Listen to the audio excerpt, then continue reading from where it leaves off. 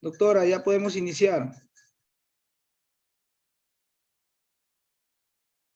Ahora sí. Así. Hola, buenas noches. Bienvenidos a la 7ª sesión del Diplomado Gestión en Servicio en Salud Pública. ¿Cómo están? Buenas noches. Ya estamos a pocos días de la Navidad y también estamos a pocos días de poder terminar con este diplomado. La semana pasada nos quedamos y no terminamos con todos los derechos, ¿no? Entonces ahora vamos a terminar, a culminar esa clase, ¿sí? Para poder un poco repasar, porque es importante que como gestores, ¿no? En salud pública, gestión en los servicios de salud, conozcan también cuáles son los derechos que tienen ustedes, ¿no? Entonces estábamos viendo una ley donde se hablaban de estos derechos y se había creado toda la normatividad a partir del 2015. ¿Ya cuántos años tiene esa ley? 7 años, es muy conocida. Y estábamos hablando de un decreto supremo que se había creado, que habla acerca de toda la normativa de ese reglamento. O sea, ¿por qué es importante que conozcan los derechos? Porque como nosotros o como ustedes son proveedores sanitarios, tienen que conocer cuáles son los derechos de los usuarios, porque vendrían a ser equidistantes a los deberes que ustedes deben de cumplir como profesionales. Entonces, cuando les puede llegar un problema, por ejemplo, le receten a un usuario, ¿no? Un medicamento, y tiene que cubrirlo el SIS, y ustedes proveen la receta, pero en realidad quien da ese servicio es farmacia y farmacia no lo tiene. Entonces, es deber del mismo establecimiento haber hecho todo su programación de medicamentos para que no se corte ese acceso al servicio, porque ustedes están dando el servicio de la atención, puede ser, ¿no? Puede ser de alguna vitamina o de algún medicamento en el caso de que ustedes fuesen médicos, o de alguna vitamina, de algún suplemento en el caso de que sean licenciados, o un profesional laboratorio tiene la responsabilidad también de entregar ese servicio. ¿Y qué pasa cuando hay dificultades, cuando el jefe no apoya, cuando no se hace la programación correspondiente, no está el petitorio, o tal vez se escaseó, ¿no? Entonces, ¿a dónde se acude? ¿Cómo hacemos? ¿No? Porque eso también es parte de la gestión. Y eso le corresponde pues a las unidades de gestión de IPRES, que son las UJIPRES, en este caso la Dirección Regional de Salud, las DIRESAS, las DISAS, o en todo caso las redes, ¿no? Las redes. Entonces, ¿qué pasa si yo no conozco los derechos? No voy a poder coberturar, no voy a poder atender, y es importante tomar en cuenta estos 5 derechos. El primero estábamos hablando, para hacerles un recordaris, del derecho al acceso a los servicios de salud, ¿no? Entonces, cuando una persona recibe atención médica en un establecimiento por el motivo de emergencia sin condicionamiento a que le pidan un DNI, a que le pidan un pagaré o a que le pidan dinero de por medio, ¿no? Primero es la atención de emergencia y luego ya pues la regularización de los documentos o en todo caso el tipo de pago mientras se vea la cobertura del tipo de seguros, ¿no? El segundo derecho, tenemos el derecho al acceso a la información. Este derecho se cataloga, pues, como aquella información que brinda el profesional, de preferencia el profesional médico, sobre el estado del paciente en términos coloquiales. La información sobre los procedimientos que le van a realizar, los análisis, dónde puede, y de todas las actividades administrativas que puedan realizar, ¿no? Luego tenemos el derecho a la atención y recuperación de la salud, ¿no? Por ejemplo, hay muchos establecimientos de salud que se agotan en medicamentos, en insumos, el tomógrafo no funciona. Entonces, como en el establecimiento de salud hay tomógrafo y no funciona, tienen que los usuarios que requieren ese servicio pagar su tomografía a un privado, ¿no? Y eso pues tiene que verlo cubierto el SIS, ¿no? porque el CIS puede hacer esa devolución. Y hay cositas que son muy importantes, que nos van a ayudar como profesionales, como proveedores sanitarios y también como pacientes, ¿no? Porque los que no tienen CIS podemos tener esa salud, ¿no? Y servimos para el Estado y en cualquier momento nos podemos convertir en pacientes. Entonces, esta información es clave, básica, porque nos ayuda a empoderarnos, a tener conocimiento y también nos ayuda a actualizarnos. Cuando se refiere, por ejemplo, el cuarto derecho al consentimiento informado, es porque la persona tiene que recibir antes de una cirugía, ¿no? Una información por escrita acerca de los términos y condiciones que va a pasar por algún servicio y también todo lo que pueda negar o afirmar en su consentimiento. Y el quinto derecho es el derecho a la protección de derechos. Significa a poder reclamar, denunciar, expresar su disconformidad de forma verbal o escrita. Entonces, este decreto supremo también tiene 7 años, ¿no? Que donde comprende todo el reglamento de la Ley de Derechos a los usuarios de los servicios de salud. Y aquí, pues, la semana pasada estábamos hablando de que en el primer derecho, que es el derecho al acceso a los servicios de salud, comprendían más derechos. En primer lugar, tendríamos una atención de emergencia sin condicionamiento, con la finalidad de que se atienda sin de pagar o dar algún pagaré, un pago, estipendio o de niño, siempre y cuando la situación sea de emergencia. El otro derecho tenemos a la libre elección del médico o IPRES, es decir, este establecimiento de salud o hospital debe de exhibir cuál es la cartera de servicios, la disponibilidad, los horarios, quiénes se van a atender, va a atender la, no sé, enfermera, Lupita Lozano, en el horario de 9 a 1, en el servicio de crédito, ¿no? Entonces, eso se llama cartera de servicios. Debe de estar en un lugar visible, apropiado y al público. Quiero ver cuándo tiene el especialista fulano de tal. Entonces debe aparecer y es un deber, es una obligación del establecimiento de salud, hospital, centro de salud, cualquier IPRES, y es un derecho del usuario. A recibir atención con libertad de juicio clínico. Eso significa que el establecimiento está obligado a que los médicos puedan realizar el acto médico, ¿no? Y realizar juicios clínicos. A una segunda opinión médica, es decir, si nos chequeamos con un profesional destacado, también podemos tener una segunda opinión para comparar el diagnóstico o en todo caso para ver cuál es la cobertura del seguro que tiene, ¿no? O puedo asumir con recursos propios. Y el quinto derecho que comprende en este grupo, ¿ya?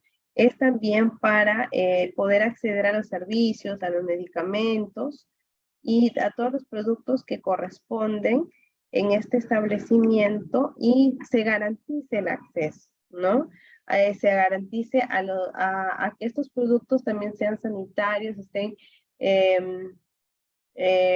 certificados por DIGESAS, que son las Direcciones Generales de Salud y de Medicamentos, por todas las direcciones, es decir, por haber que estén certificadas, aprobadas y bajo las normas prescritas.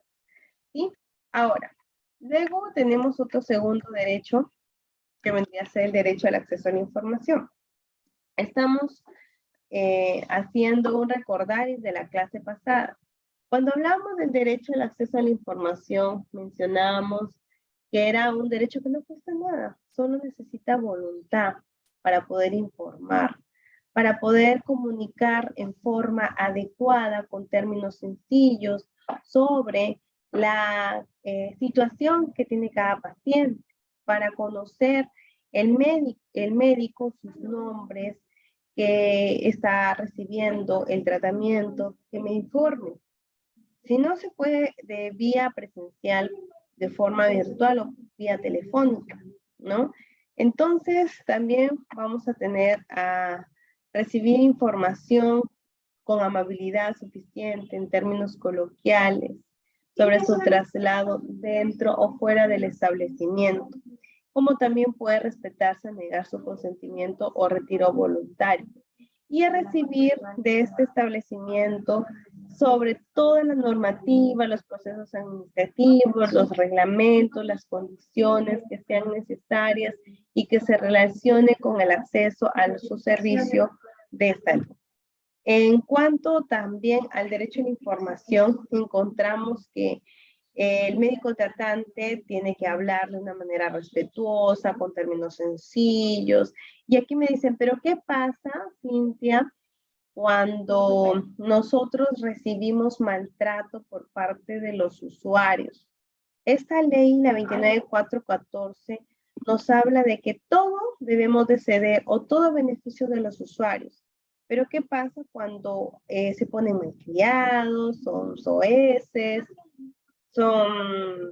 y los insultan, los agreden físicamente? Entonces, también hay que agradecer a estos congresistas de turno, ¿no? Que se ha promovido algo bueno han hecho, ¿no? En promover una ley ya, que ya salió publicada en el peruano, que es la 26333, donde se tipifica como delito aquellos que agreden al personal de salud, desde un insulto hasta una agresión física. Y solo se necesita de testigos para poder mencionar dicha situación y describirla y pasar a las autoridades. Entonces, aquí ya es un respaldo hacia los usuarios malcriados que no saben cómo poner un reclamo o una denuncia, y tampoco el profesional de salud no se puede exponer a ser maltratado, ¿no? Porque sí han habido casos muy fuertes. Y también pues evoco acá a todos los alumnos que tengamos un poco de inteligencia emocional y asertividad para poder responder frente a situaciones difíciles donde los usuarios nos hagan perder la paciencia. Esto teóricamente parece fácil, ¿no? Pero cuando ya lo llevemos a la práctica es difícil. ¿Por qué? Porque cuando a uno le insultan a la madrecita, lo primero es que hace es actuar de forma impulsiva. Entonces debemos de poner en una balanza. ¿Qué me conviene? ¿Responderle de forma o con un lenguaje muy bajo que ese usuario se está dirigiendo, o responder de otra manera y ser más inteligente y quedarme callado para no ser impulsiva y poder tener mi salud mental equilibrada y responderle de una forma educada, asertividad, o ayudar a que se solucione el problema de este usuario? Porque ¿qué más reclama el usuario? Que le den una cita rápida, que lo atiendan rápido, que le puedan, o que llegue tarde y que no lo quieren atender. Entonces, un sinnúmero de situaciones puede reclamar el usuario, pero esta ley tampoco no le va a decir sí a todos, ¿sí? Entonces, no podemos hablar mucho de derechos si es que también no educamos sobre los deberes. Los dos se necesitan para poder ofrecer un servicio de salud de calidad. Y es parte de las funciones esenciales de la salud pública mencionar la calidad y el acceso a los servicios de salud. Entonces, también es importante citar en este derecho es a decidir el retiro voluntario de la IPRES, expresando esta decisión a quien, al médico que lo tiene a cargo, a negarse a continuar el tratamiento. Y cuando hay casos, empresas que ponen como, podría decir, seleccionan a un grupo para convertirlo en una muestra de cierta investigación, entonces se debe de brindar esa información, ¿no? ¿Cuántos laboratorios han comenzado a investigar en pacientes que les ha dado COVID, ¿no? Con esto de la pandemia, para sacar algún producto o para hablar tal vez de algún procedimiento, ¿no? ¿Cuántas investigaciones se han hecho en cadáveres que han fallecido por COVID para poder tener un mejor plan terapéutico y un mejor diagnóstico en las diversas variantes que se está haciendo en esta enfermedad, que se está teniendo en esta enfermedad, ¿no? Entonces, es importante que para ello accedan a informarse. ¿Quién? Los profesionales de salud y todas las personas involucradas. Bien, por aquí nos habíamos quedado, ¿no? Si recuerdo y tengo buena memoria, estábamos hablando del derecho a la atención y la recuperación de la salud. Si yo hablo del derecho de atención y recuperar, implica desde que yo piso un establecimiento de salud, paso por triaje, paso por admisión, paso por la revisión de mi historia clínica y paso a la atención, paso a farmacia, todo el proceso desde que me atienden y yo me pueda recuperar. Paso a farmacia, me brindan los medicamentos o me voy al lugar donde me van a hacer tal vez algún análisis o algún procedimiento. Entonces, este derecho es el más grande. Comúnmente nosotros pensamos que es donde la gente más denuncia. No. La gente más denuncia por el maltrato o la falta de empatía o la falta de acceso a la información sobre la atención. Es decir, a un paciente puede el establecimiento ser viejito, tener los instrumentos y el equipamiento antiguo, pero si el profesional de salud no le da un trato cálido y es inhumano, ya para ese usuario ya no tiene calidad en todos los establecimientos. Ya están haciendo malas cosas. Pero, ¿qué pasaría si bajo este mismo escenario el profesional es bueno, empático, resuelve, atiende, ayuda en el proceso de recuperación de la salud, gestiona para que vayan con sus medicamentos?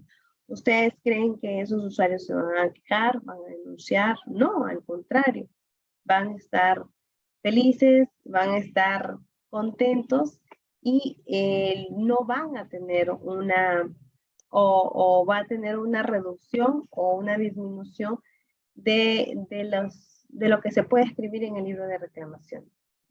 Luego, otro de lo que contempla este derecho es a no ser perturbado o expuesto por personas ajenas a la TIPES.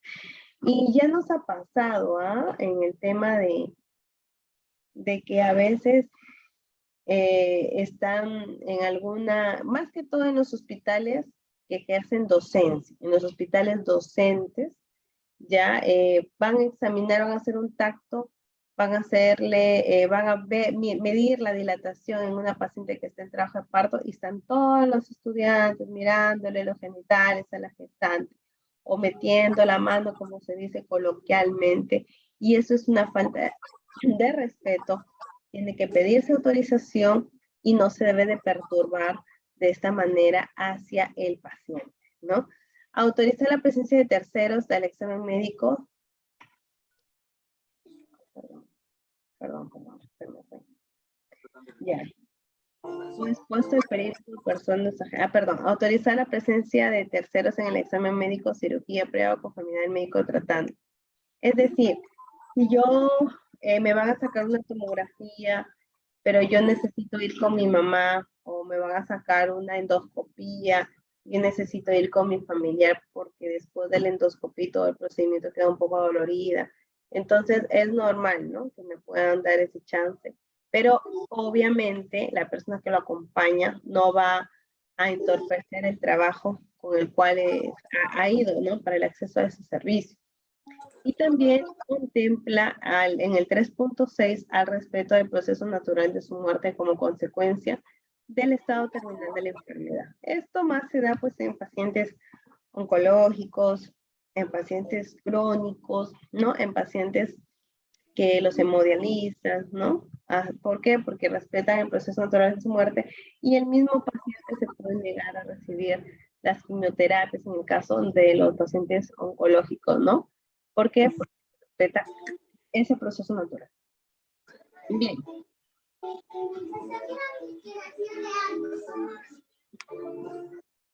Creo que Flora Antone Díaz Cabero está en una chocolatada, en una musiquita se escuchará. Vamos a silenciar. Ya. A ver, ¿alguien más? Se olvida de silenciar. Ya, listo. Sigamos. Si están viendo las diapositivas, ¿se puede visualizar?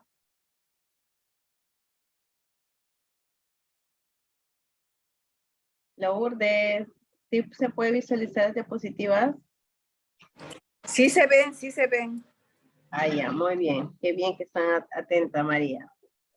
Está María, Lola, Lourdes, Luis Garay. Vamos a seguir.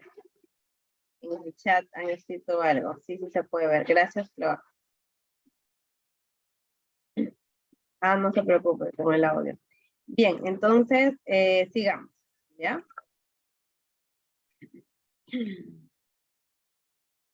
Yo sé que ya están emocionados con el tema de la Navidad, que ya están esperando que se acaben para ver cuántos regalos van a comprar en la familia, los sobrinos, a los hijos, pero ya falta hora y media, no se preocupen, ¿ya?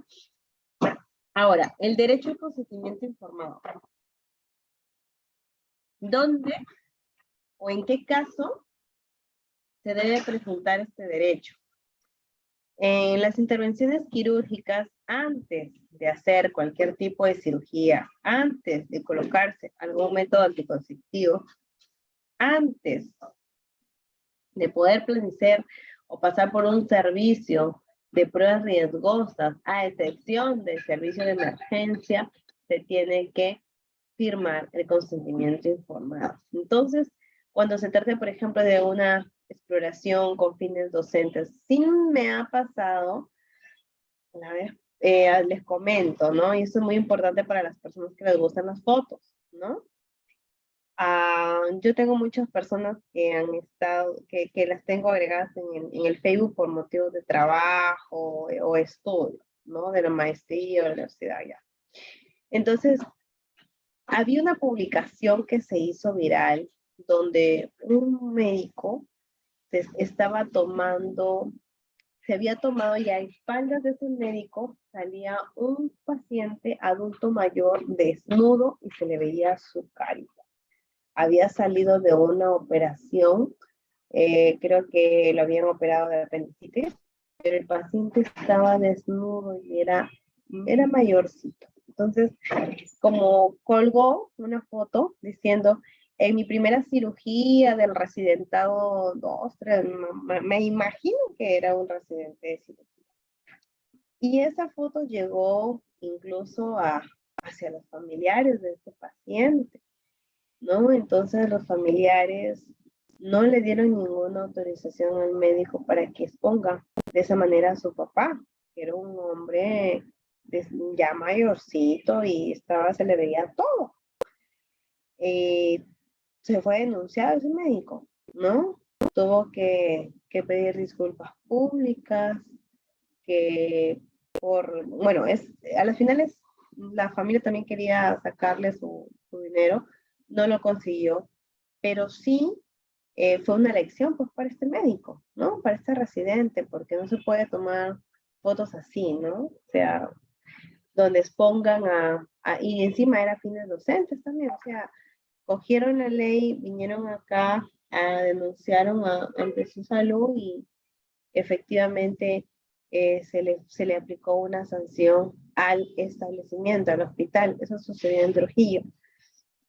Porque en su salud pues no castiga, no sanciona a ningún profesional de salud, pero sí lo hace con los establecimientos, que es todavía un proceso mucho más difícil porque ahí el establecimiento levanta proceso administrativo a los responsables y todo en un embrollo. Entonces, es importante conocer estos derechos, ¿no? Para esas personas que también ven, ¿no? Que sus compañeros de trabajo tienen dos alumnos, ¿no? Y no conocen a veces esta ley. Bien, antes de ser incluido en un estudio de investigación científica, de consentimiento informado, una encuesta, señor, usted me da autorización para aplicar una encuesta, para aplicar algún procedimiento, para aplicar cómo atendió, para ver una encuesta de satisfacción, también, ¿no? Es importante. Cuando reciba la aplicación de productos o procedimientos de una investigación, ¿no? Cuando haya tomado la decisión de negarse a recibir o continuar el tratamiento, salvo cuando se ponga en riesgo la vida o la salud pública. Por ejemplo, en el caso de COVID, ¿no? Entonces, hay pacientes que al principio se negaron a recibir el tratamiento, a hospitalizarse, y estaban corriendo y poniendo en peligro la salud pública, la salud de todos, la salud de los nuestros, ¿no? Entonces, ahí es importante también identificarlo para ver qué grado de vulneración hay. Cuando el paciente reciba cuidados paliativos, ¿no? También está considerado. Bien. Y por último, vamos a... Uy, se colgó. Por último, vamos a ver el derecho. El derecho a ser escuchado es el derecho a poner mi reclamo, mi queja, mi denuncia. Este derecho se refiere a la protección de derechos. Todo establecimiento de salud, especialmente los de primer nivel, ojo, deben de contar con un libro de reclamaciones. Cualquier insatisfacción entre la persona y el establecimiento, entonces tiene que solucionarlo como primera vía, que es, ¿no? Un reclamo. Cuando la IPRES o el establecimiento, centro de salud, no le da una respuesta, que puede ser procedente o improcedente de reclamos, ¿no? Porque hay varias tipologías de reclamos. Pero cuando la IPRES adopta el silencio administrativo y no le responde al usuario, estaría creándose una vulneración de derechos. Entonces, ¿qué se hace? El usuario ya no aplica un reclamo, sino aplica ahora una denuncia.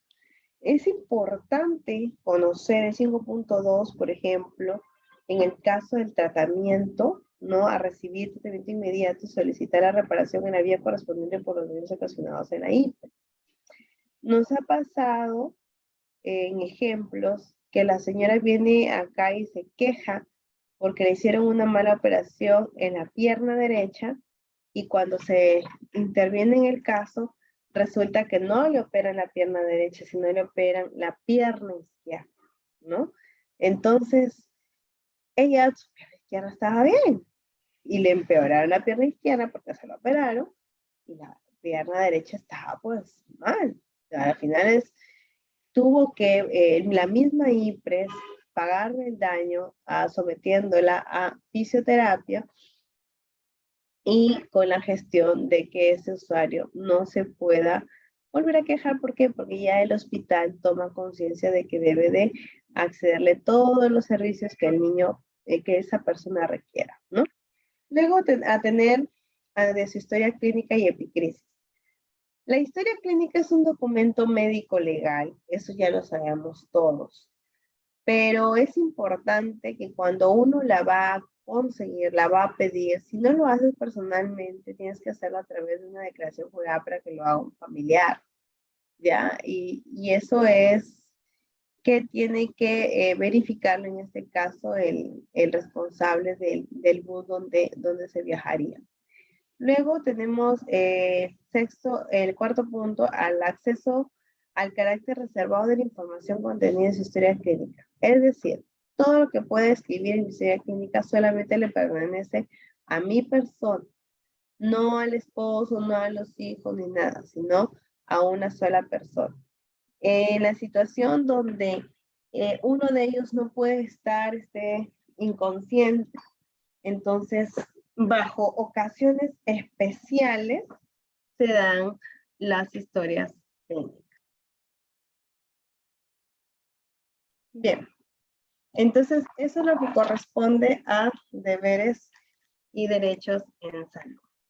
Ahora vamos a hacer unas preguntas sobre la gestión en salud y que nos va a permitir entrarnos a esta próxima clase que continúa, porque es importante fortalecer en sus capacidades. Ya la otra semana, día 27, estamos ya culminando este diplomado, si Dios lo permite. Entonces, más que enseñarles la teoría, me gustaría mucho que demuestren en la práctica sobre las capacidades que pueden haber adquirido en este espacio, ¿no?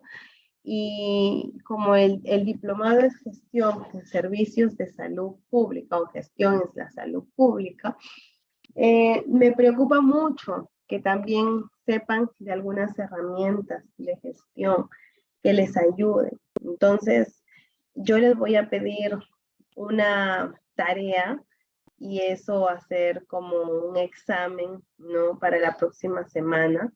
Independientemente del lugar donde ustedes desarrollen sus prácticas o trabajen o se encuentren allí, vayan hacia los instrumentos de gestión para poder hacer un análisis. Solamente quisiera que vayan y que soliciten los instrumentos. Si no les dan, porque hay algunos establecimientos que son muy cerrados, pero por lo menos pedir, ¿no? Si se encuentra el libro de reclamaciones.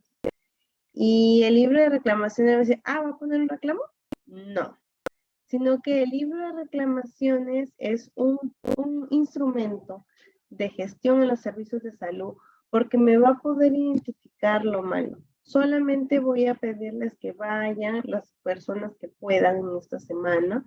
Yo sé que es un poco a veces difícil porque tenemos la Navidad, pero ¿por qué les hago esto? Porque el libro de reclamaciones es un instrumento que les va a ayudar a ustedes ver cuál es el problema que tiene el establecimiento, ¿no? Y en todos no va a tener la misma situación, ¿no? Porque allí pueden ustedes ver si el libro de reclamaciones, quien lo tiene a cargo, que debe ser un responsable, puede haber solucionado o no la cantidad de reclamos que dice que se escriben en el libro. Sin embargo, hay algunos que ni siquiera tienen libro de reclamaciones, o si lo tienen, lo niegan, o no te dejan escribir, o te dan la solución por contacto directo con tal de que no se ponga nada en el libro de reclamaciones. Entonces, ¿a dónde quiero llegar? Que necesitamos aprender a tener esas herramientas de gestión, y uno es el libro de reclamaciones en su establecimiento de salud. Ahora, si es de primer nivel, tiene que tener siempre un libro de reclamaciones. Y si las personas que me escuchan son los jefes del establecimiento y no tienen el libro de reclamaciones, tienen que implementarlo. Luego, en aquellos establecimientos de segundo nivel, es importante mencionar la plataforma de atención al usuario. Esa es otra herramienta de la gestión. Esa plataforma, que es un espacio donde ponen un afiche sobre los deberes y los derechos, donde se puede pedir al usuario que venga tipo consultorio para poder escucharlo y poder saber qué reclama y darle solución a su reclamo, ¿no? Entonces, ese instrumento nos va a permitir hacer. ¿Qué más? Tenemos muchos instrumentos de gestión, tenemos muchas herramientas. Como por ejemplo tenemos el plan, ¿no? El PI, el Plan Estratégico Institucional. Tenemos también el FODA, que ya lo hemos elaborado. Tenemos el MOF, que es el Manual de Organizaciones y Funciones. Entonces, ¿a dónde quiero llegar? Instrumentos, herramientas, documentos de gestión nos van a ayudar a ser buenos gestores si los actualizamos, si pedimos que se reúne el equipo, hagamos un trabajo bien, ¿no? Que no solo sea este diplomado tener la experiencia de poder pasar y tener la certificación, sino también aprender de este diplomado para poder tener esas capacidades de solucionar los problemas en el establecimiento cuando las papas queman, ¿no? Eso como se expresa coloquialmente, ¿no? Entre profesionales de salud. ¿A dónde van? Cuando las papas queman en un hospital, cuando la situación se pone turbulenta, demandante, ¿no? Hay muchos proveedores y muchos trabajadores que lo que hacen es huir, ¿no? Y eso no es pues de valientes, ¿sí? Bien, entonces vamos ahora, antes de pasar al segundo tema, que es muy, muy bonito, ¿no? Vamos a tomar la asistencia, luego vamos a pasar al segundo tema ya con la producción de un video. A ver, si van prendiendo por favor sus cámaras y sus audios.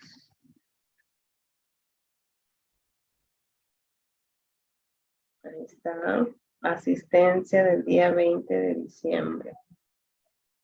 Hola Patricia Collantes, buenas noches. ¿Qué tal? Bienvenida. Flor Díaz Cabero, ahí está Florcita. Buenas noches. Buenas Ahí está Flor Díaz Cabero. Gracias. María, hola María, buenas noches. Hola María, ¿tu apellido por favor? Buenas noches, mi apellido es Quevedo. Yo soy Soraya Quevedo, sino que mi nombre completo es María Soraya Quevedo Calcina. La semana pasada aparecía, como entré por la computadora, aparecía como Soraya Quevedo. Ok. Bien, porque yo les reporto, nosotros tenemos una guía académica, una persona que hace de guía académico, que es el que le cuelga todos ve las asistencias, que está presente incluso, ¿no? Pero casi no habla. La única que habla es la docente. Yo le paso las asistencias, les paso quién participa, ¿no? Y de paso me quiero disculpar porque tengo unos cuestionarios pendientes que ya mañana sin falta se los paso. Lo que pasa es que diciembre es un mes muy ajetreado, ¿no? Para todas las instituciones, ¿no? Entonces tengo que ponerme al día con los dos cuestionarios, tres cuestionarios que justamente van a tratar de lo que corresponde a los temas que ya hemos mencionado. Gracias, María Quevedo. Buenas noches. Gracias, buenas noches. Lourdes Laura.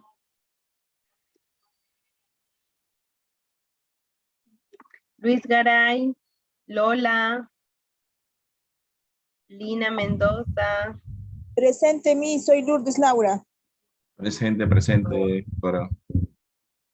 Lourdes Laura, Luis Garay.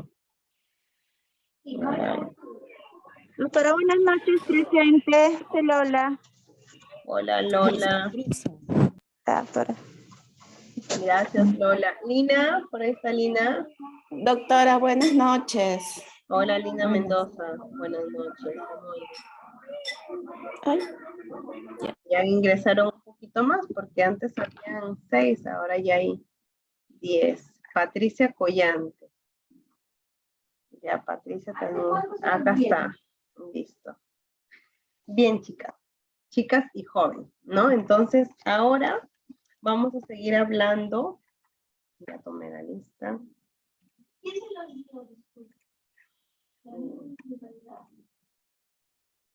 Ya. Vamos a compartir un video que es de un licenciado de administración. Comúnmente, para hacer un poco de historia, los establecimientos de salud se dedicaban a hacer atenciones recuperativas hasta antes de tener el modelo de la atención primaria en salud.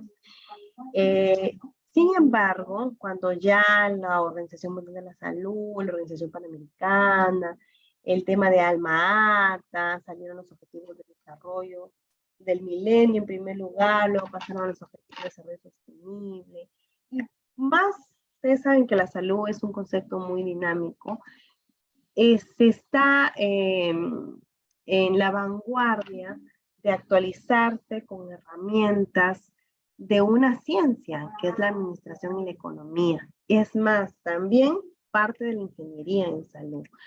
Y esto desde el punto de la salud pública es importante porque nos lleva al reto de aprender, reaprender, porque no solo es curar a los pacientes, sino es ahora el reto de la salud pública es que esos pacientes no se enfermen. Y para hacer que no lo hagan, ¿no? Es todo un proceso de atención primaria en salud, ¿no? Sandra Vasconsuelo, me está mencionando que no la he llamado. Disculpen. Ya Sandra Vasconsuelo, ya estoy tomando nota de la asistencia para que te incorpore. ¿Ya? Gracias, Sandra. Entonces estábamos hablando de esas herramientas que se utilizan en la administración, en la ingeniería, en la economía, y que van a permitir en nosotros tener capacidades, ¿no? Por ejemplo, es más, cuando estudiamos la carrera o en el instituto o en la universidad, nos hablan muy poco de las estrategias de gestión, de la administración, de qué es un FODA, de cómo podemos planificar, organizar, cómo podemos ejecutar, cómo podemos hacer seguimiento, cómo podemos ayudarnos a sostener, cómo hacemos investigación, ¿no? Entonces, es importante mencionar que esas capacidades se desarrollan en base a estos estudios de especialización como son los diplomados, ¿no? Y que nos dan un panorama de cómo poder atender desde un punto de vista holístico. No es, ya, yo trabajo acá, yo atiendo, firmo y me voy, sino es que como proveedor, engranar, articular con el otro servicio para dar un servicio de calidad, ¿no? Para tener ese servicio continuo y es una labor titánica y muy difícil porque todos no piensan igual. A veces el mismo establecimiento de salud se tiene un clima laboral, ¿no? Un clima organizacional muy pesado y se marcan, ¿no? En que los nombrados versus los contratados, los CAS versus los estables, ¿no? Y eso también dificulta el acceso al servicio, ¿no? Por ejemplo, ahora, para las personas que laboran, ¿no? Los casos, los nuevos o los por terceros que hagan pago de derecho de piso y que hagan sus guardias en Navidad y Año Nuevo. Mientras que algunas personas, claro que en otros establecimientos puede ser que no se dé. Entonces, si engranamos, si articulamos, ustedes ahora que ya están capacitados, que van a preocuparse por ser más gestor, porque el gestor aprende de la capacitación y aprende de la experiencia para solucionar problemas en el establecimiento. O aprende por un lado o aprende por el otro. Pero es el gestor, el que siempre está ahí, permanente, y no puede adoptar una misma solución para todos los problemas. Porque a veces es distinta la situación de cada establecimiento. Por ejemplo, si analizamos un enfoque o el plan estratégico del establecimiento de Luis Garay, es totalmente distinto a lo que me pueda presentar, por ejemplo, el plan estratégico de la señorita Flor Díaz, ¿no? Pero ¿qué me va a ayudar? ¿Cómo lo voy a mirar? ¿Qué debo de tomar en cuenta? Ahora vamos a ver entonces algunas herramientas de la administración en el sector de salud. Así que vamos a compartir un video.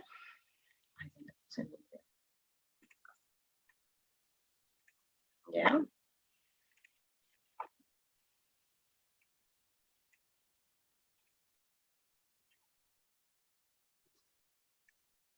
¿Me confirman si pueden ver el video, por favor?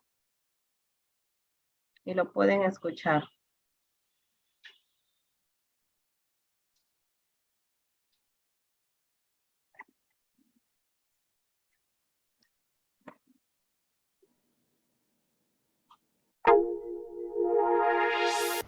Buen día con todos, soy el licenciado Ricardo Delgado y ¿Y escuchan? Sí, sí, vemos y escuchamos bien. el día de hoy vamos a hablar de lo que es la administración en salud. Para poder dirigir, para poder operar, para poder gestionar de manera adecuada una clínica, un centro hospitalario, un centro de salud o un consultorio de salud, tenemos que tener en claro los conceptos y para ello tenemos que irnos a la base. Y la base de la gestión, la base de la parte empresarial, de las ciencias empresariales, es la administración. El día de hoy vamos a hablar sobre el concepto de la administración, el proceso administrativo, cuáles son las características de un administrador y cómo la administración en general nos va a ayudar a mejorar en el campo de la administración en salud, de la salud pública, de la salud en general. Ese es el tema del día de hoy, la administración en salud, conceptos y generalidades. Como les habíamos mencionado, el día de hoy vamos a hablar sobre los conceptos generales de la administración. En líneas generales también sobre las herramientas administrativas para una gestión eficaz, ¿no? En primer punto, tenemos que saber conceptualizar qué es la administración. En líneas generales, la administración es un proceso consistente en las actividades de planeación, organización, dirección y control desempeñadas para determinar y alcanzar las metas y objetivos establecidos con el uso de los recursos.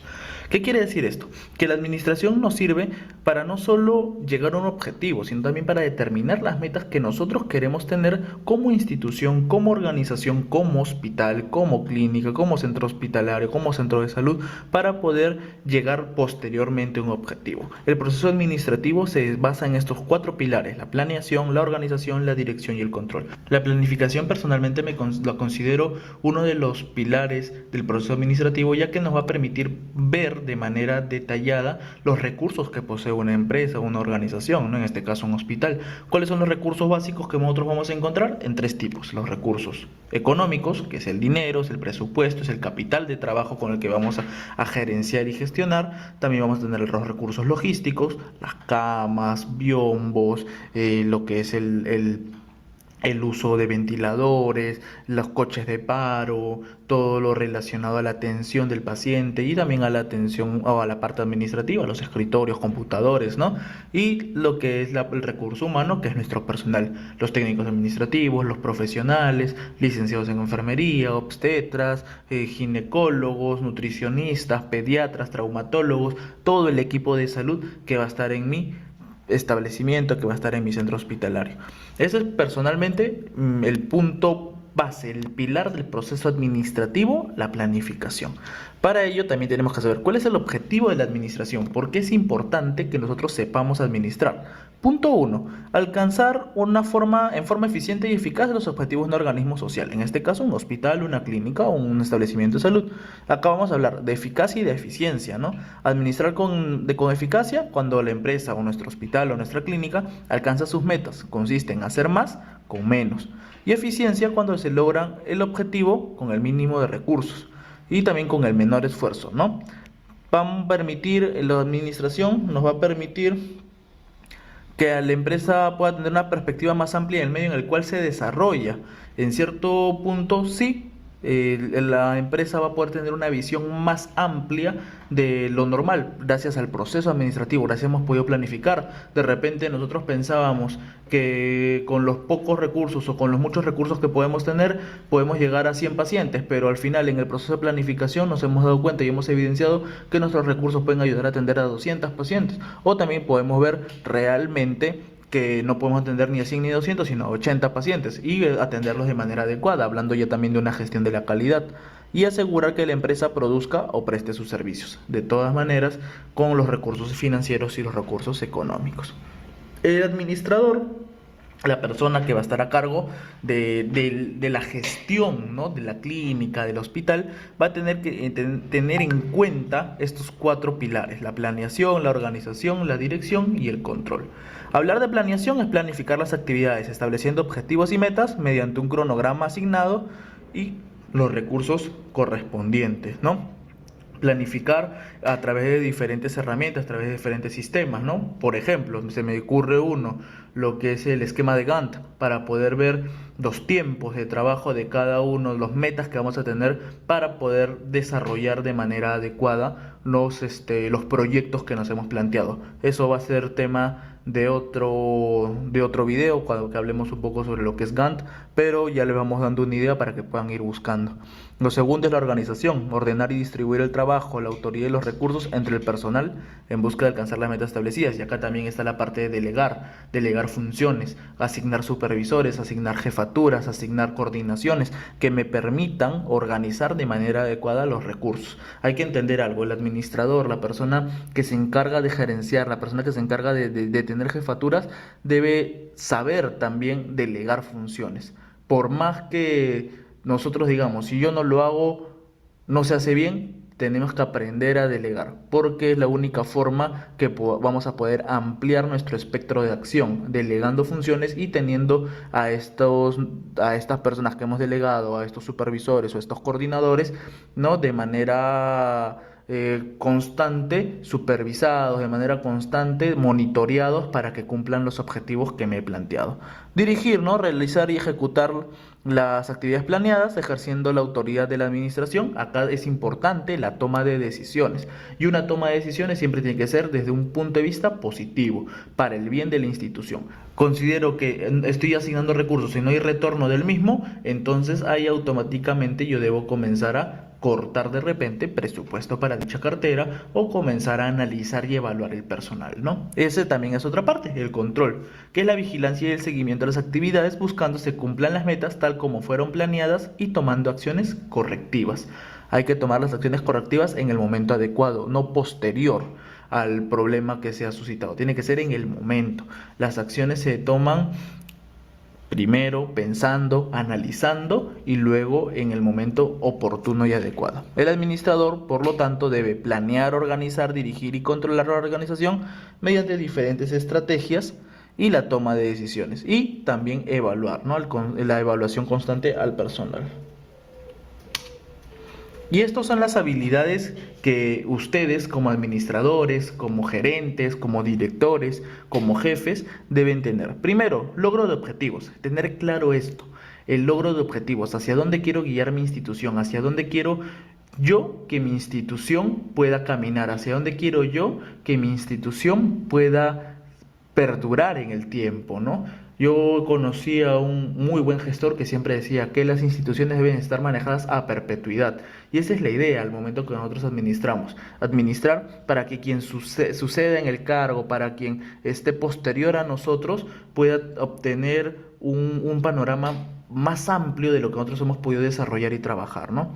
Promotor de la participatividad permanente con nuestros trabajadores, con nuestro equipo. No minimizar jamás las estrategias o los aportes que ellos nos puedan brindar, al contrario, motivarlos siempre a que nos puedan aportar. Acuérdense que el que está en la parte operativa, el que está en el lado operacional del hospital, de la clínica, ¿no? El asistencial, como le llamamos acá en Perú, el personal asistencial está permanentemente en el campo, está permanentemente atendiendo y conversando y haciendo una interacción constante con el paciente. Por lo tanto, ellos van a poder tener en primera mano, de primera fuente, las necesidades que el paciente va a necesitar, y también no solo la del paciente, sino también de sus colegas, de sus compañeros, del equipo multidisciplinar.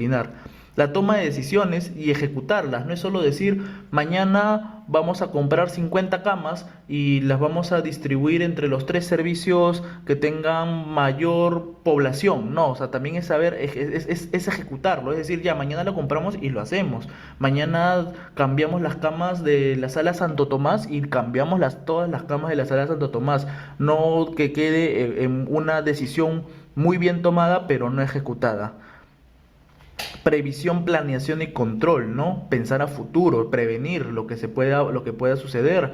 En el caso de los hospitales, de las clínicas, por ejemplo, un desastre natural, tener un equipo de apoyo, un equipo alterno en el caso de un desastre natural, si es que nos encontramos en una región que estamos muy afectos a ello, por ejemplo, en el Callao, en la zona costera, en Lima, en Ica, en Trujillo, ¿no? Hablando de Perú, hablando de México también, la zona del Atlántico, la zona cerca del Caribe, hablando de Ecuador, la parte del Pacífico, de las zonas que estamos muy ligadas estamos muy ligadas a los terremotos, a las inundaciones, a las lluvias constantes. Debemos tener un equipo de previsión para que nos pueda servir de apoyo en caso de un desastre. Segundo, la planeación, ¿no? Planificar también qué se puede venir a futuro o qué puede pasar en caso de un desastre, cómo vamos a actuar, qué trabajar y controlar. Mantener un sistema de información. Eso es algo que personalmente en el Perú considero que todavía estamos débiles, ¿no? Los sistemas de información todavía están débiles. La parte electrónica no nos hemos empoderado tanto, y en el sistema de salud tenemos que comenzar a empoderarnos en lo que la globalización sanitaria ya está comenzando a ejercer. Por ejemplo, lo que son las historias clínicas electrónicas. Algunos hospitales ya lo están desarrollando, algunos hospitales todavía están en proceso, otros hospitales o centros de salud mucho más lejanos, hablamos de las regiones que reciben muy poco presupuesto para el sistema de salud, todavía no están ni en proceso de sensibilización. Entonces tenemos que mantener un sistema de información. Historias clínicas es un caso.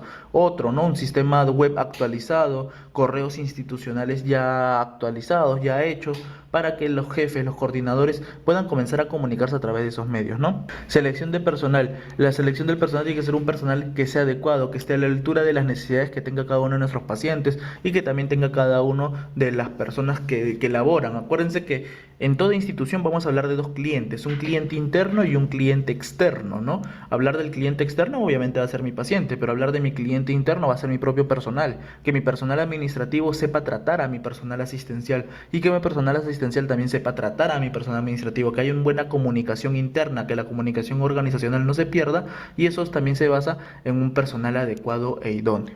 Capacitación constante. Alguna vez escuché decir a un médico que necesitamos por lo menos unas 3, 4 capacitaciones al año para poder desarrollar bien nuestra labor. No es solo lanzar un número. Cuando hablamos de capacitación constante es ver la necesidad que tenga mi personal, sea un personal administrativo o sea un personal asistencial. Formar también gestores, y eso es un punto importante. Lastimosamente no estamos acostumbrados a formar gestores. Tenemos que comenzar a formar gestores que puedan servir para desarrollar más adelante nuevas líneas de comando, nuevas líneas profesionales que dirijan nuestras instituciones. Un uso efectivo de la autoridad es otra característica, saber dirigir, saber decir sí, saber decir no en los momentos que nosotros consideremos adecuados. No ser malos, no ser toscos, pero sí ser o sí mantener una autoridad, ¿no? Ese es un punto que debemos considerar, tener que el personal se gane respeto y que nosotros también respetemos al personal. Ojo, hablamos de respeto más no de miedo. Y lo que es el motivador, entusiasta, siempre motivar al personal de que las cosas comiencen a fluir, que los procesos se mantengan o mejoren y reconocer el cambio. Muchas gracias por escuchar este pequeño video. Espero que pueda ser de mucha ayuda para comenzar a realizar las gestiones, para comenzar a hacer las direcciones que corresponden en nuestros centros hospitalarios, nuestros centros clínicos, y así como hemos realizado el de hoy, vamos a tener a partir de la fecha de manera constante diferentes videos de diferentes temas relacionados a la administración y gestión en salud. Los voy a comenzar a leer por los comentarios en la parte inferior para poder responder o absolver algunas dudas que ustedes puedan tener. Muchas gracias. Si desean que estos videos les llegue a su bandeja de entrada, también le pueden dar clic en el botón suscribir para que podamos interactuar de manera constante en los diferentes videos que vamos a ir colgando.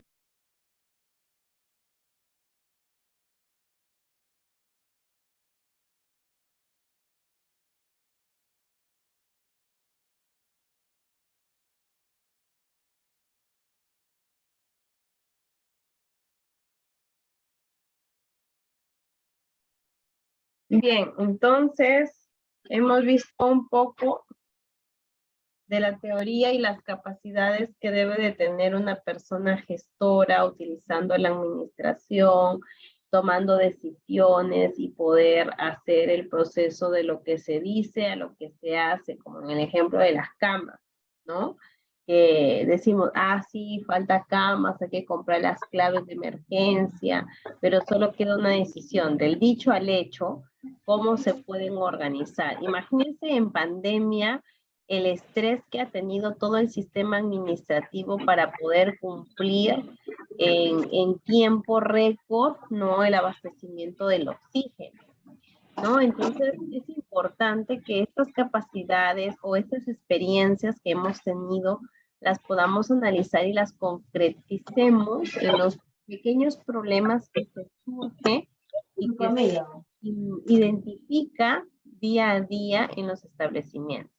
Para ello ustedes no marchan solos, ¿no? Ustedes no se les da el dinero fácil de la programación, sino también dependen mucho de la UJIPRES, que es la unidad de gestión de IPRES, que en este caso son las redes en el salud, o en la DISA, la DIRESA, en el caso de los que trabajan para el sector del Ministerio de Salud, ¿no? El sector del MINSA. Y pues, si nosotros no ofrecemos, no ofertamos un servicio con equidad de género, que tenga esa disponibilidad de recursos, infraestructura y equipo humano, y no tiene equidad de género, no tiene interculturalidad, no hay esa ética profesional, entonces no habría calidad en el servicio, ¿sí? Pero, ¿qué es la calidad? ¿No? Que es decir, mi expectativa y mi percepción me va a poder garantizar, ofertar un servicio de salud. Entonces, vamos un poco a tomar en cuenta la calidad. A ver, vamos a llevar otra diapositiva. Vamos a ver.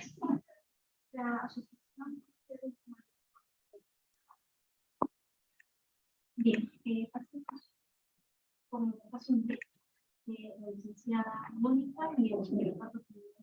Voy a proyectar unas diapositivas acerca de lo que corresponde a la calidad.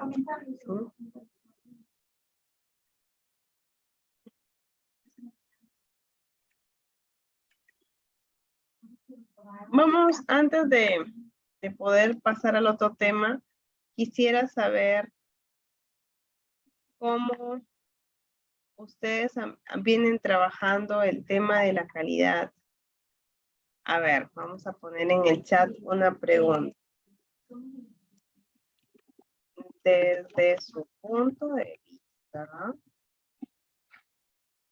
¿cómo se viene mejorando la calidad en el establecimiento de salud donde usted labora o estudia? A ver, vamos a participar. En el chat escribí una pregunta.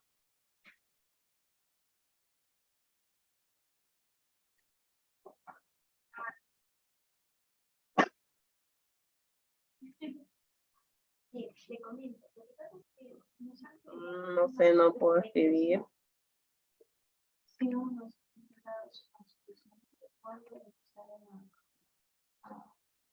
Voy a nuevamente a ver.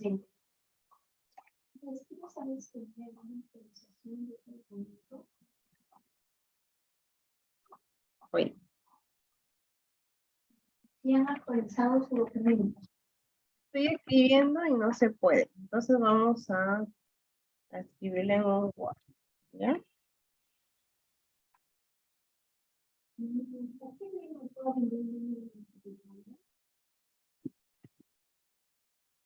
Sí, por favor. A ver, vamos compartiendo pantalla. Ya, ahora sí. Ahora sí visualizan ese Word. Sí, sí lo visualizamos, doctora. Ok, gracias. A ver, vamos a responder. Vayan leyendo esa pregunta. Vamos a escoger 3 voluntarios, ya, que puedan respondernos para... Es muy importante sus respuestas para conocer cómo están, capacidades de calidad, cómo que identifican y con ello pasamos al siguiente. Ay, perdón. Bien, a ver, ¿quién levanta la mano? ¿Quién desea participar? ¿Puede activar su audio, por favor?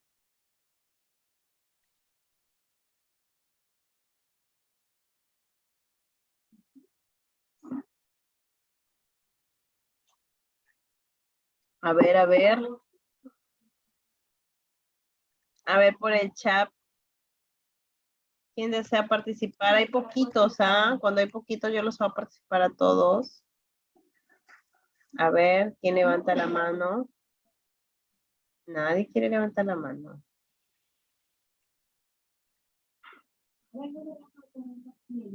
A ver, nadie levanta la mano, nadie quiere salir voluntario. María, por ahí activó su audio María.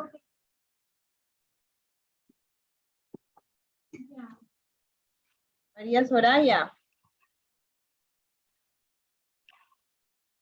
María Soraya.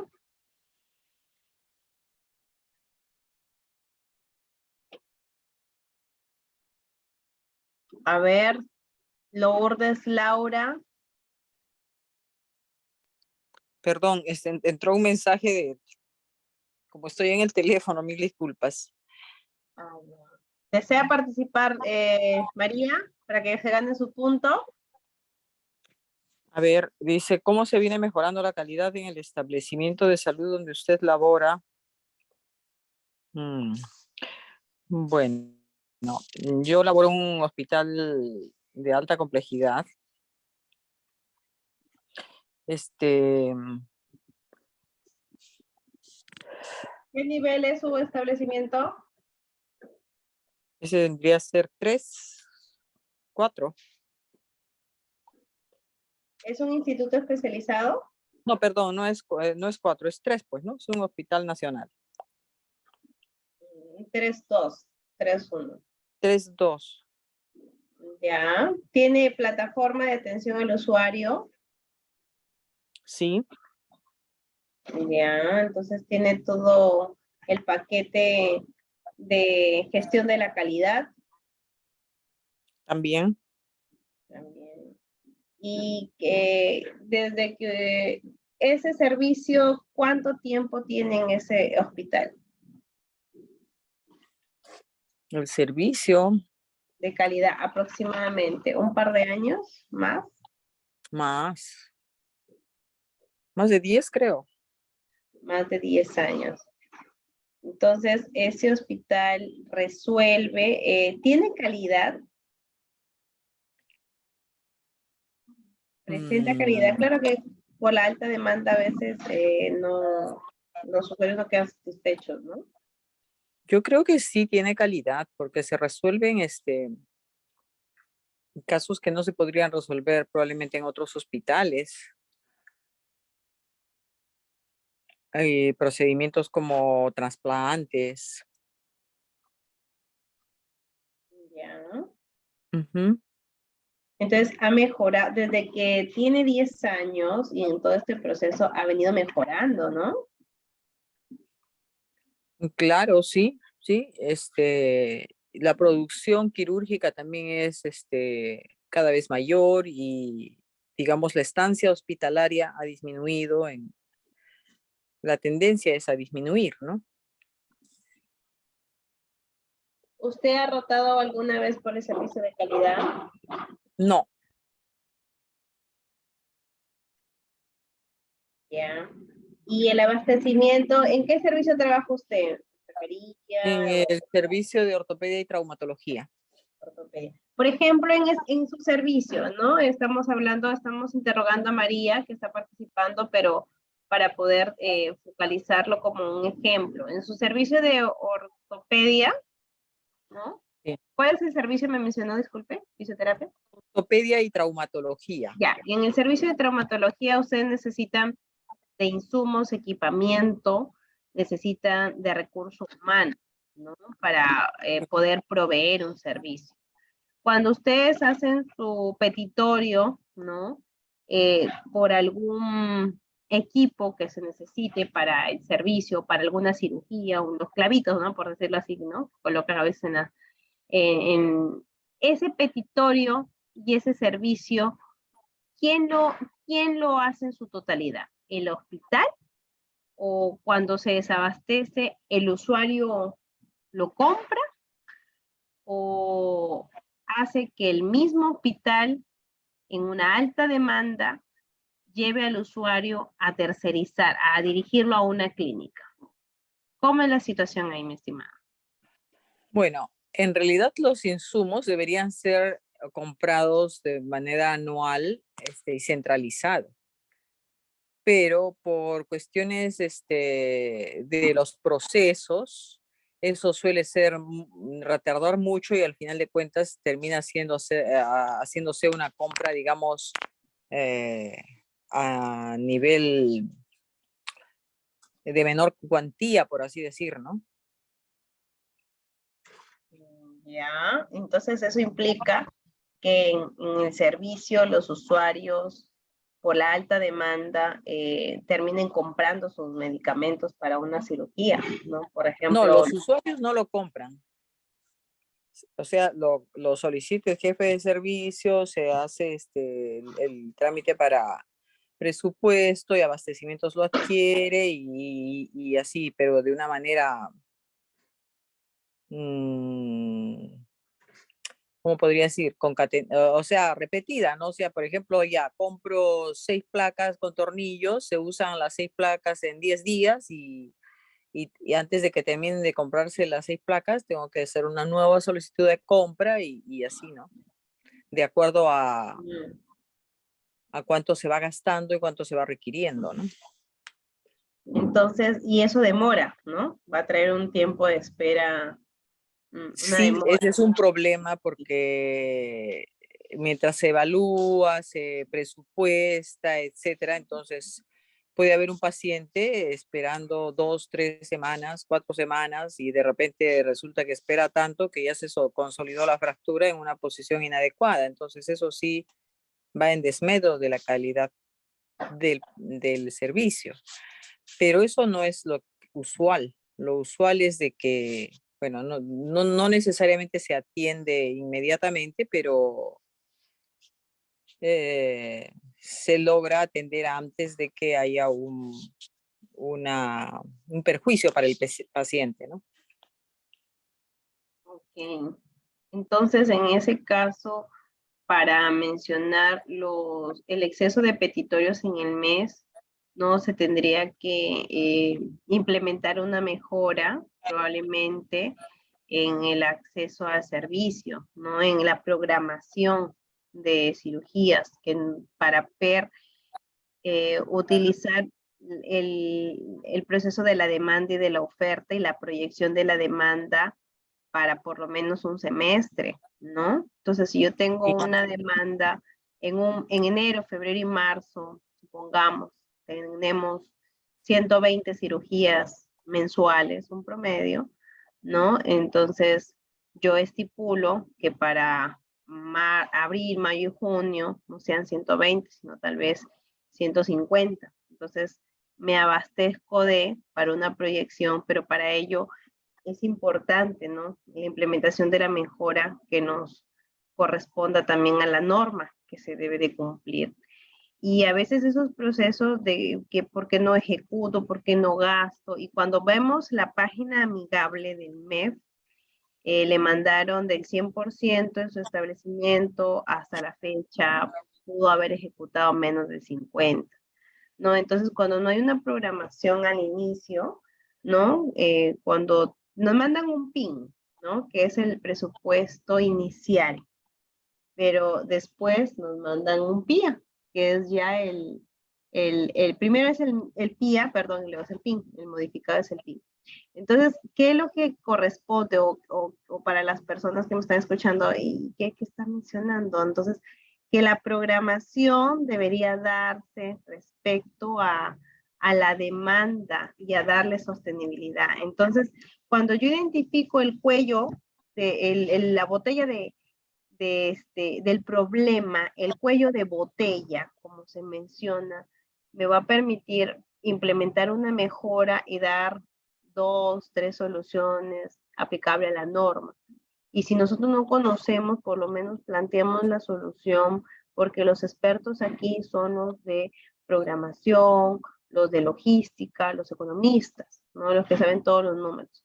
Pero el tema está y el reto es trabajar la oficina de calidad con todas las áreas, ¿no? Para usted, por ejemplo, le va a ser más viable, más aceptable acudir a su trabajo y que encuentre ya no ese tema de estar pidiendo, porque se pierde tiempo, se pierde dinero, tal vez no se da una respuesta transparente, ¿no? Entonces se demora mucho, pueden tener usuarios insatisfechos, ¿no? Usuarios que puedan reclamar. Entonces, es muy importante que en cualquier servicio, ¿no? Siempre se coordine con gestión de la calidad, ¿no? Con administración, sean un engranaje. Y la programación es el abastecimiento, los petitorios, quienes lo manejan, los coordinadores de los servicios, ¿no? Y a veces es muy importante también la decisión que se tenga en alta dirección, porque si alta dirección quiere priorizar emergencia y todo lo da para emergencia y el servicio que se tiene no solamente cubre ciertas necesidades, entonces es importantísimo guiarnos de capacidades que podamos tomar la iniciativa, promover, ¿no? Y no esperar que el director tal vez lo identifique, sino también mostrar la necesidad, ¿no? Que es distinto a un proceso y a una experiencia con un establecimiento de primer nivel, ¿no? Pero es muy importante. Por ejemplo, en la experiencia que he podido tener, que a veces el director está tan copado y que le da a todo su equipo técnico, pero si es un director que le gusta escuchar, que los servicios van y dicen, miren, tenemos este problema, nos desabastecemos de esto, pero también tenemos esta solución. Entonces, le da luces al líder de este establecimiento para poder plantear y llamar a todo el equipo que puedan realizar y no se descuide esa necesidad de servicio. Entonces, así, si todos los establecimientos de salud nos ponemos las pilas y trabajamos como engranaje, la salud de los usuarios fuese, pero de maravilla, ¿no? Y más ahí ha aumentado no digo una pizca, sino unos cuantos kilos de transparencia en el gasto, nuestra salud sería totalmente años luz, ¿no? De avance y de desarrollo. Yo quiero agradecer a la participante Soraya, ¿no? Que nos ha ejemplificado un poco de su experiencia y nos ha dado también luces a poder escuchar cómo organizar las ideas para poder gestionar, ¿no? En el tema. Gracias, Soraya. ¿Alguien más? Acá, por ejemplo, en el chat. Flor. A ver, Flor. ¿Y quién escribió primero? Sandra. La calidad de vida de mi establecimiento de salud, donde realicé mis prácticas como interna en medicina, pues durante la pandemia atendimos en el patio del centro de salud. Con el tiempo, hace 3 meses que fui, pero ahora están atendiendo los consultorios como era antes de COVID, más organización. Igual manteniendo el orden y limpieza, buena atención del CIS, ya que mi establecimiento es 1-3 y cuenta con 2 médicos, obstetras y enfermeras. Dentista y cuenta con referencia en caso de la especialidad que se sugiera. Abastecimiento de medicamentos está en avance, aunque ya se escaseaban los usuarios. Tenía que comprar sus medicamentos afuera y pues tenía que contabilizar el presupuesto o pedir lo que le faltaba, pero se trabajaba de lunes a sábado todo el día. Disculpe, doctora, no puedo hablar, no como le está agarrando y confesionar. Gracias. Sandra Vasconsuelo, un poco ha escrito todas las actividades que se han venido realizando en un establecimiento de un 1-3, pero si es un 1-3, me imagino que debe ser un establecimiento del Ministerio de Salud, ¿no? Con una OJIPRESIS. Entonces, aquí sí es muy importante mencionar que los mismos usuarios no se pueden desabastecer o no pueden comprar sus medicamentos, porque para eso está todo el equipo y la fortaleza administrativa para mejorar y no desabastecerse. Ellos no pueden comprar ni una aguja, ni un guante. Todos los que tienen CIS, ustedes saben que por norma y por derecho, ¿no? No se les puede pedir, salvo que sea un paciente de salud que por prematura de tiempo, no, perdón, por premura del tiempo, porque se necesita llegar más rápido, se atienda en un establecimiento. Pero los usuarios que pertenecen al CIS están atendiéndose en un establecimiento, primero, segundo, tercer nivel, correspondiente al CIS, como GIPRES, no se les puede cobrar ni una aguja, ¿no? Salvo que, por ejemplo, se me ocurra, sea un parto y la gestante, pues, bueno, la futura puérpera, ¿no? La gestante ingresa con un pañal y en el puerperio se necesitan más pañales para ella y para el bebé. Esos pañales, pues, no lo va a comprar el establecimiento de salud, tiene que comprar los familiares, ¿no? El ajuarcito del bebé también. Entonces, esas cosas no las cubre el seguro.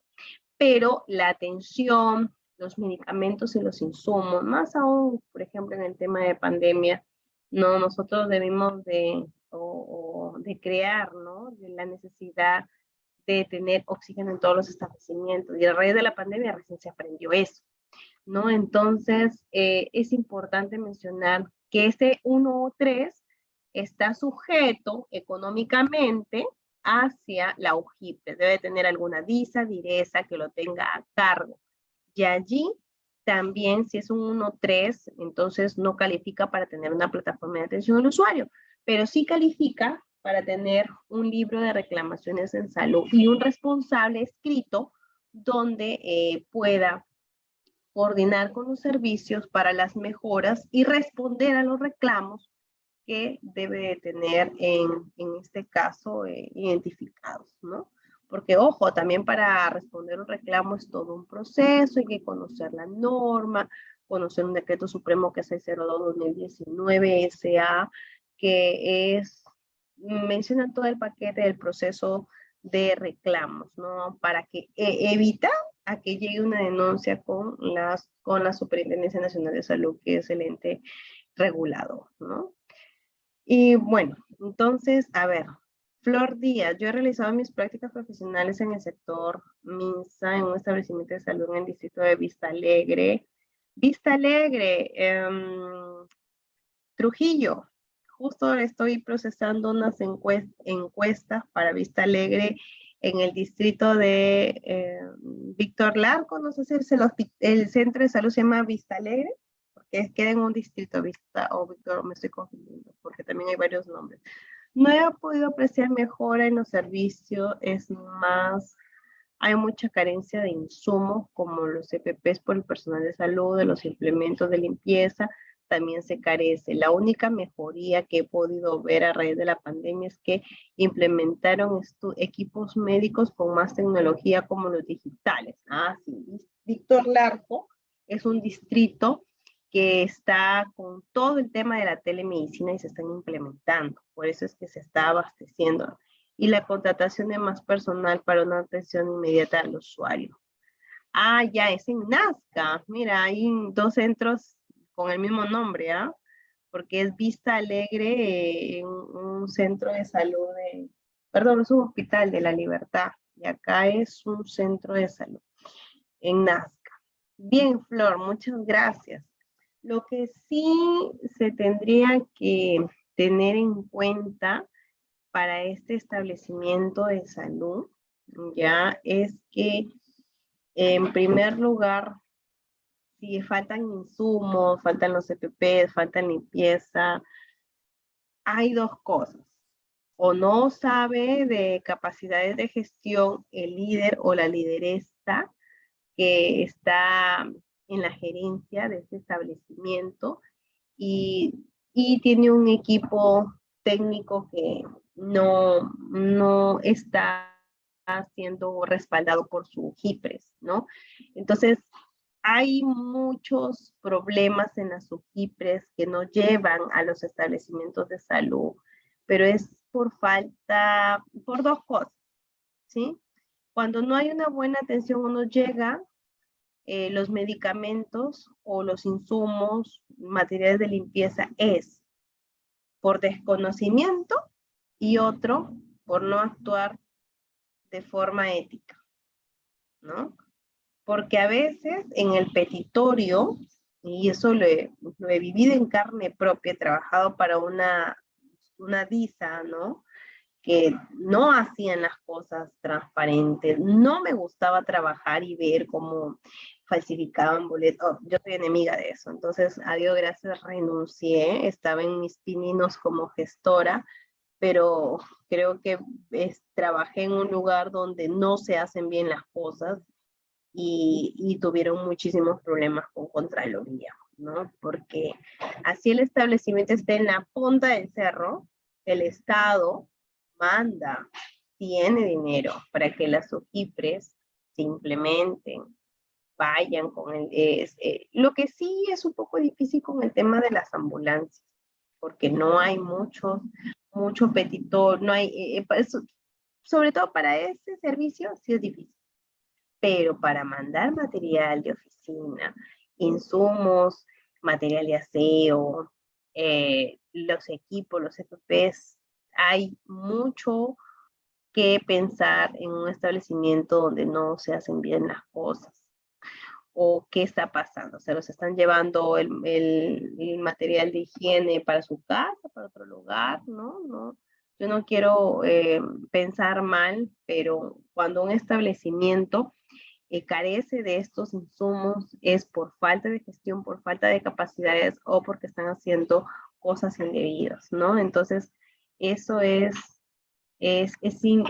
totalmente inaceptable, ¿no? A veces nosotros vamos, trabajamos, pero también tenemos un perfil ético, tenemos una cartera de valores que nos dan en casa, ¿no? Y que a veces se contamina y se disminuye y se quiebra esa cartera de valores. Y ustedes, al menos la persona que está escribiendo es una una interna de medicina. Siempre a los alumnos les digo, vean lo bueno, imiten lo bueno, destierren lo malo.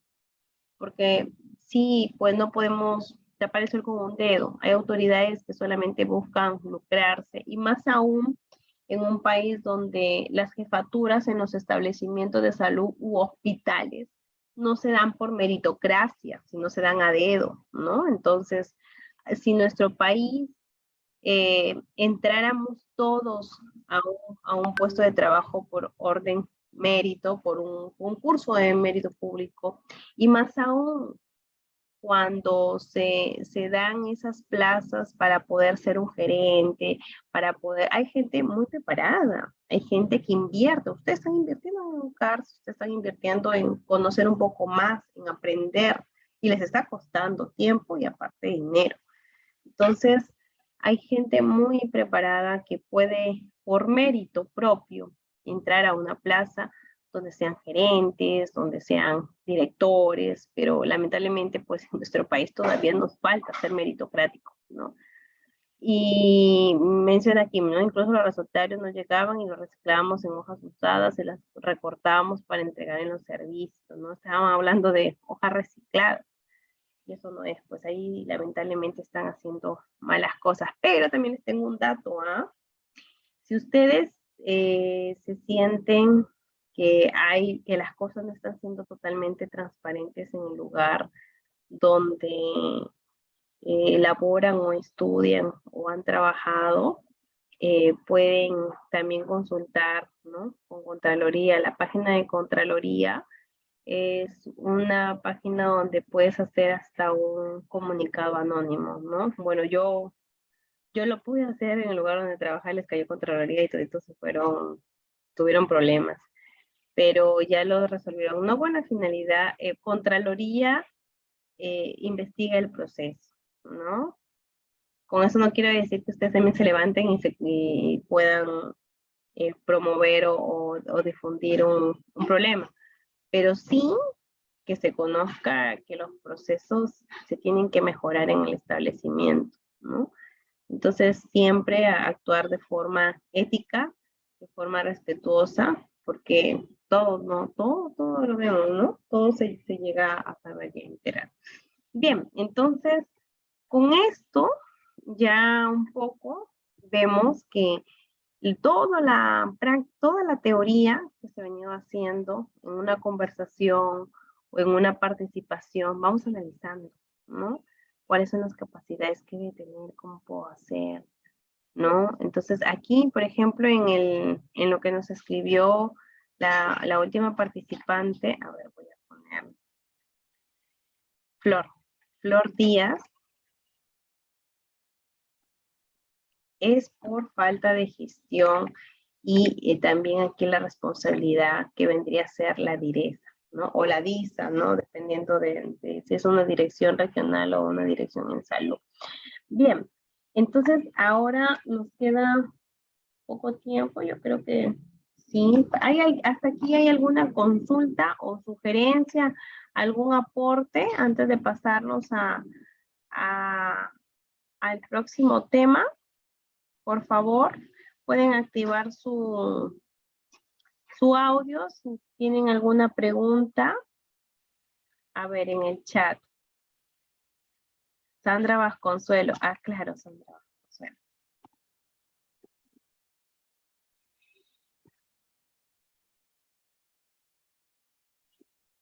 Ahí está. Muy bien, Sandra. ¿Tienen alguna consulta? Pueden activar sus audios. Doctora, una consulta. ¿Y los procesos como parte de la calidad? O sea, por ejemplo, a veces uno se da cuenta que hay procesos donde interviene tanta gente y tantas cosas que por ahí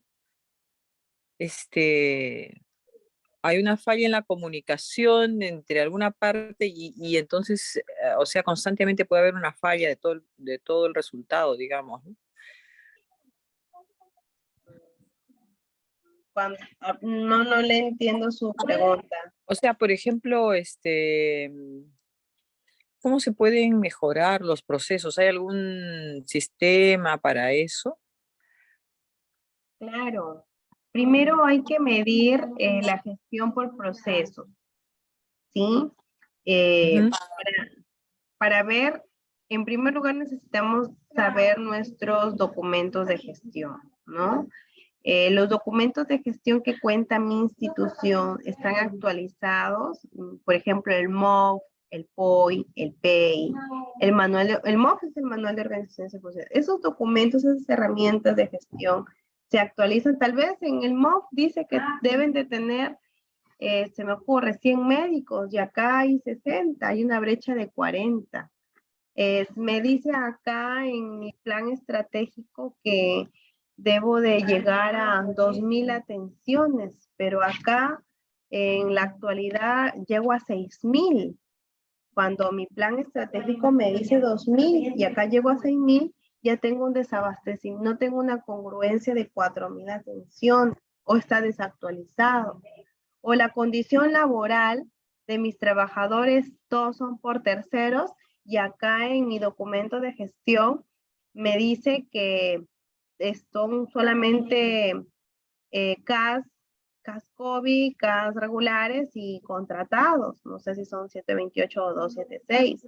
Entonces, primero, para hablar sobre la calidad es un tema muy amplio, ¿no? Es nuestro siguiente tema, pero primero tengo que evaluar qué es lo que tengo y qué es lo que hago para ver si tengo o no calidad en mis procesos, ¿no? Entonces, ¿qué hace la mayoría de los profesionales de salud?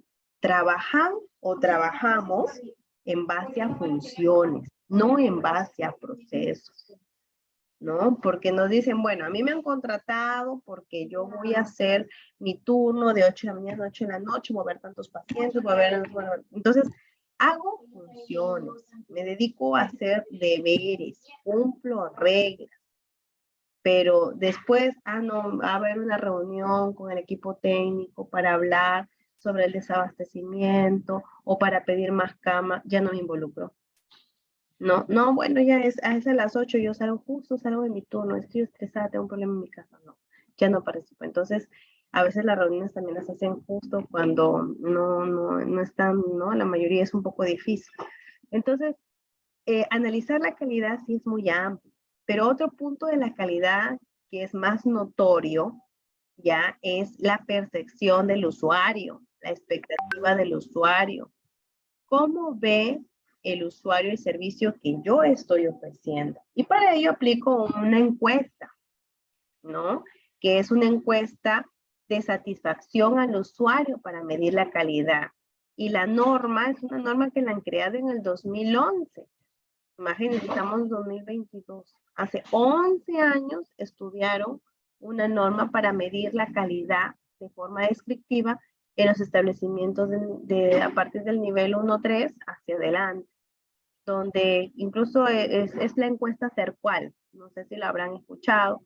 Eso también me mide calidad. También me hace ver las expectativas y las percepciones por parte de los usuarios en los servicios de salud, ¿no? Comúnmente para 2 servicios, consultorio externo o emergencia.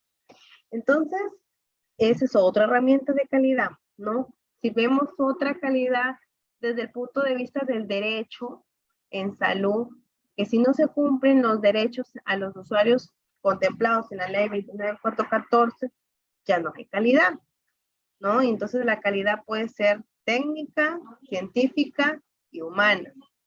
Puedo tener todo, pero si la que atiende se llama Cintia Cruzado y tiene un genio horrible, ya no hay calidad, ¿no? Entonces, la calidad también es muy subjetiva y es muy, a veces tiene respuestas cualitativas, ¿no? Subjetivas de cada persona y todos no pensamos de la misma manera.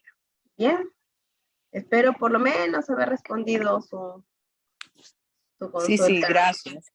Y a usted, Gracias. licenciada. Patricia Collantes dice que está desconfigurado su micrófono, no funciona. Ya, no se preocupe, pero Patricia para la próxima participa. Bien, entonces vamos ahora a hablar de la calidad. Por aquí tenemos...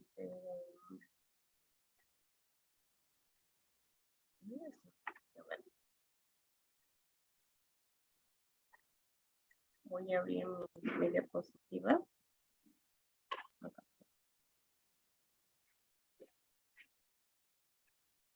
Ahí.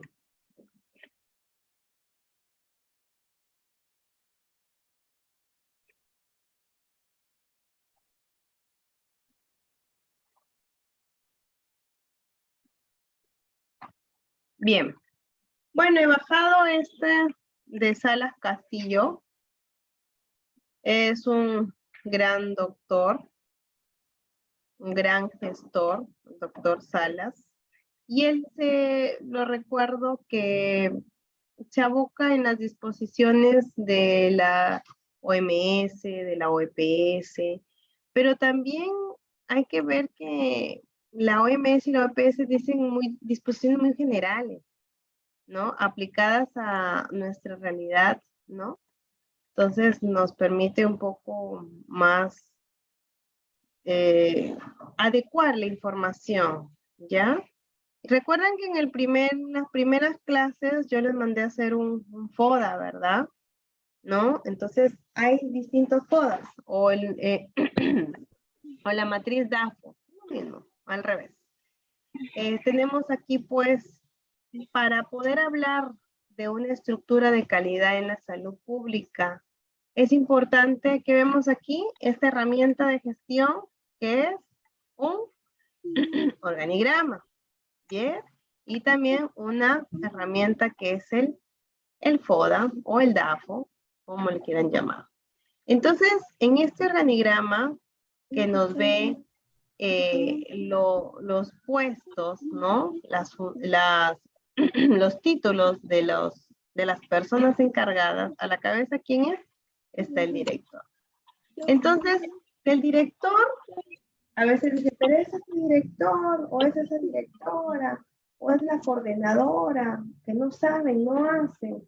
Son muy criticados porque son la cabeza de todo un equipo. Sin embargo, ellos también no pueden estar en todos los espacios, no pueden estar en todas las áreas, ni en todos los servicios. Y necesitan de equipos y de coordinaciones que sean el soporte de ese director, ¿no? Porque a veces está pasando eso, le culpan al director, pero el director o la directora está resolviendo también otros problemas. Solo que el equipo técnico es todo. Si bien es cierto, ese puede ser el que gane más, el que figura en la foto, ¿no? Si inaugura un servicio, ahí está esa persona. Pero el equipo técnico es importante y la fortaleza administrativa es más importante para poder desarrollar. Solo le gustó Conchito. Lo demás. Por ahí. Vamos a silenciarla. Cuidado. Ya. Mira. Como aquí solo tiene una de poca vida. Cuando Ya la silenciamos a Lola. Está hablando por ahí, creo, con su hijita. Bien, entonces, para ello necesitamos de soportes como en el tema, el jefe de calidad, el técnico, las personas en calidad y el auditor. No podemos hablar de calidad si no tenemos auditoría, si no tenemos control interno. Y también ver el proceso de evaluación. Y esta evaluación, ¿de quién depende? Justo lo que les estaba mencionando del usuario, ¿no? Esa evaluación interna del proveedor de salud por parte de las personas que trabajan en el establecimiento y externa por parte de los usuarios, ¿no? Aunque aquí lo están considerando de forma interna. Entonces, para ello hay que considerar, pues, o definir qué es la calidad, cómo es la calidad en salud, cómo se gestiona la calidad en salud. Una labor titánica, es una labor difícil que involucra procesos, involucra cambios, ¿no? Como por ejemplo en algunos establecimientos de salud firman, le pagan firman la entrada, le pagan su sencillo al vigilante y se van a operar a su sector privado. Y justo la clínica está a espaldas o al frente de donde trabaja en el hospital, ¿no? Bien fácil, bien bacán, ¿no? O hace sus atenciones de 9 a 12 y a las 12 comienza sus atenciones privadas, ¿no? Entonces, la calidad también involucra un componente ético, un componente de valores, ¿no? De los mismos profesionales de la salud, ¿no? El código Hammurabi, ¿no? Que se escribió antes de Cristo, tenía definiciones de precedentes de calidad, ¿no? Y aquí podemos, por ejemplo, encontrar muchas definiciones de lo que corresponde a esta palabrita, según el diccionario de la Real Academia de la Lengua Española, u otras definiciones de algunos filósofos, por ejemplo, Phyllis Crosby, ¿no? Para hablar de calidad es porque los requisitos se han cumplido, ¿no? Armand Feigenbaum menciona que la satisfacción de las expectativas del cliente. Entonces, los ISOs que nos mencionan, ¿no? En la administración, en las ingenierías, son muy importantes los ISOs, ¿no? Entonces, ¿cómo ya lo enmarcamos a salud? Como el grado de características de conjuntas que cumplen un requisito. Entonces, la calidad es bien amplia, sus dimensiones como fiabilidad, aspectos tangibles, ética, ¿no? Las dimensiones de la calidad también son muy amplias, ¿no? Empatía y de muchas cosas, infraestructura, que son los aspectos tangibles, tecnología, que ahora se están incluyendo. Y otras definiciones de calidad, ¿no? Crosby es la conformidad de las especificaciones. Dreyfus nos menciona que es dar al cliente lo que se espera. Y Taguchi nos menciona sobre la producción de bienes y servicios que demandan con el menor costo posible a la sociedad, ¿no? Estamos hablando de lo que decía el video, eficacia, eficiencia, ¿no?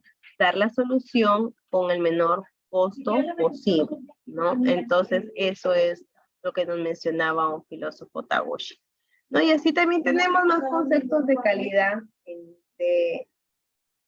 de muchos autores, que ustedes, eso lo voy a pasar, ¿ya? Toda la historia.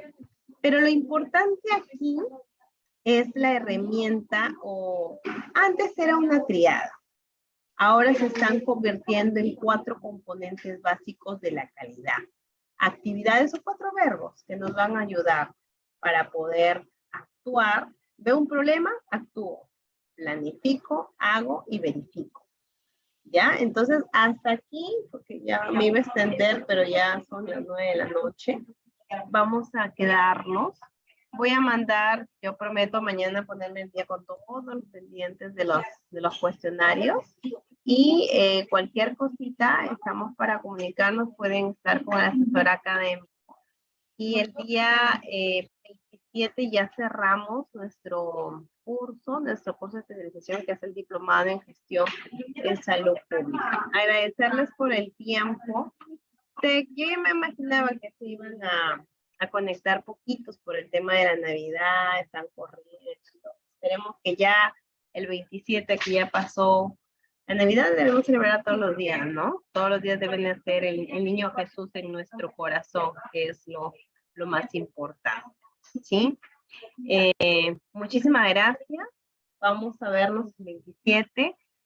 Feliz Navidad a todos. Que pasen con los seres más importantes de su vida, que es la familia. Mis deseos de salud, mis deseos de mucho amor. Perdón en la familia es importante. Hagamos una reflexión, hay que perdonar, porque a veces la familia nos hace renegar, por ahí si hay alguna rencilla, que mejor es pedir perdón o disculpas, ¿no?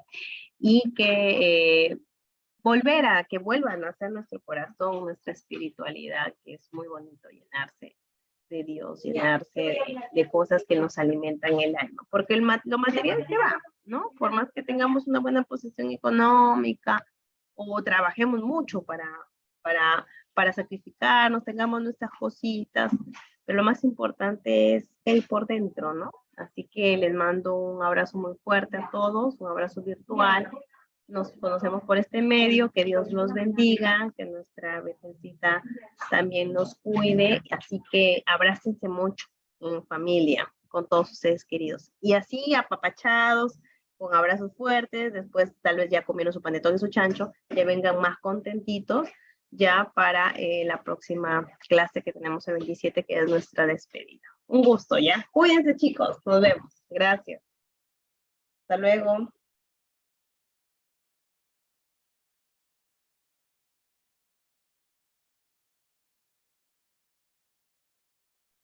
Hasta luego. Nos vemos, profesora. Chaucito, hasta la próxima semana. Feliz Navidad. Igual para Chao, usted. doctora, chao, mis, cuídese mucho. Chao, hasta luego.